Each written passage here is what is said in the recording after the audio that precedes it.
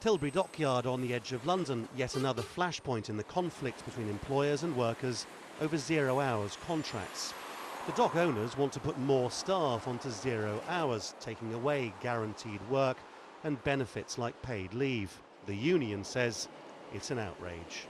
Our members here find it a threat to their livelihood. It's cheaper for the employer, there's no stability for the employer, and it's very difficult to live on. And most of the members that we speak to that are on 0 hour contracts would very much like a permanent contract that they can plan their life and their finances around. These workers aren't alone. All over this country, high street chains now offer work to people without any guarantee of how many hours a week they can work, if at all.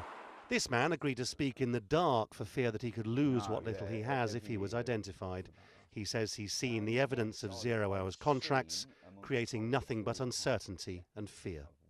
I've seen amongst colleagues real hardships, yeah. I've witnessed hardships where there are times when they haven't got any money. They haven't got any money. And all that goes with that. And of course what you do is you help each other. What, so you give some of the money sometimes? You do notice that people don't eat as well at the end of the month. What sort of thing? I've seen people just bring in bread. Slices of bread for lunch? Slices of bread, yeah. But obviously we help each other out. So, I mean, you know, it's tough. But these are people working in London. It's supposed to be one of the richest cities in the world. Yeah. It's even been reported that Buckingham Palace, home of the Queen, is putting staff on 0 hours. The palace would by no means be alone. It's not that 0 hours contracts are new, it's just that almost nobody ever used them, yet the financial crisis here and the years that followed appear to have given employers both great and small the opportunity completely to rewrite traditional concepts of employment law. And most strikingly, it's not even clear exactly how many British workers are on a 0 hours contracts. Some estimates are it could be as many as 5 million.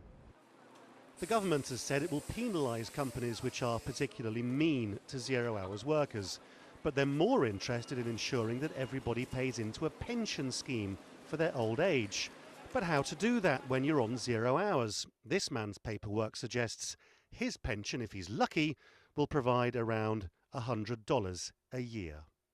It's a piece of paper with work pension on, and it did make me laugh because, of course, it was just like all those lovely pension brochures that you get from any pension house, and you think, well, actually, they spent quite a lot of money on this, sending me this nice glossy magazine, but effectively it's worthless.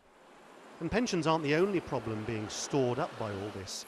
How can an economy which is trying to get people to spend more and reduce debt levels expect that to happen when 0 hours contracts lead to the very opposite? The people that argue for 0 hour contracts are the people that do want people to buy their goods. So you can't have a situation where Sports Direct, for instance, has most of its employees on 0 hour contracts, and then they can't afford to buy the trainers in the shop. It doesn't add up. So either we're going to get rising levels of debt, which we do have right now, or once that comes to an end, we'll just get falling consumption.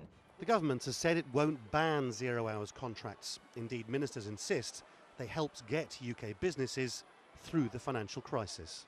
A number of employers say that actually the flexibility that the British job market offers them has actually enabled them to keep operating during the recession and to keep people in work by having that flexibility.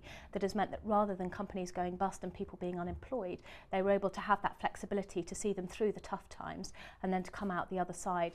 The government continues to insist that 0 hours work suits some people, but very many say they're being reduced to hardship while profits for big employers are boosted. This unravelling of traditional working arrangements in the UK is in many ways historic, and it helps answer a fundamental question that the UK's economic figures can look good on paper while so many complain about getting poorer. Ftx Lle for Counting the Cost in London.